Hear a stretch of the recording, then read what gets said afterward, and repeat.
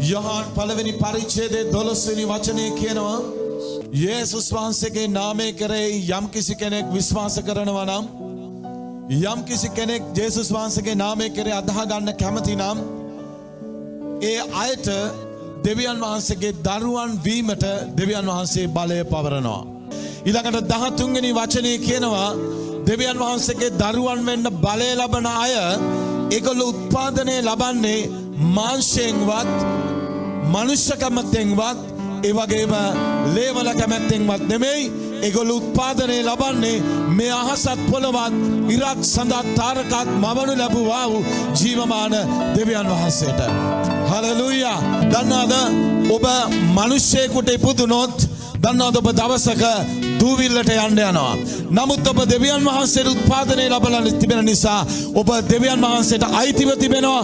ඔබ දෙවියන් වහන්සේගේ රාජ්‍ය සමග සම්බන්ධ වෙනවා. හලෙලූයා. ඒ නිසා අද දවසේ ඔබ විශ්වාස කරන්න මේ පොළොව තුල හමා යන කිසිම විනාශයක් දෙවියන් වහන්සේගේ දරුවන් අභිබවා ගමන් කරන්නේ නැහැ. ආමේන්. දෙවියන් වහන්සේගේ සභාවට කොලෙස්ටරෝල් නැහැ. දෙවියන් වහන්සේගේ සභාවට ඩයබටික් නැහැ. දෙවියන් වහන්සේගේ සභාවට වසංගත නැහැ. දෙවියන් වහන්සේගේ සභාවට පිළිකා නැහැ.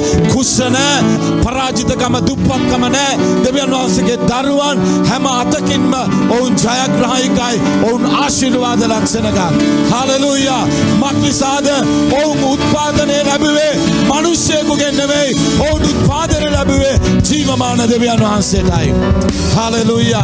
ඔබ දන්නවද දෙවියන් වහන්සේට උත්පාදනය ලැබුවාම ඔබ උත්පාදනය ලැබුවේ මරණය තුලට නෙමෙයි.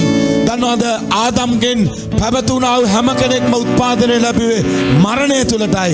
නමුත් ඔබ දෙවියන් වහන්සේගෙන් උත්පාදනය ලැබුවේ ජීවනය තුලටයි. හalleluya.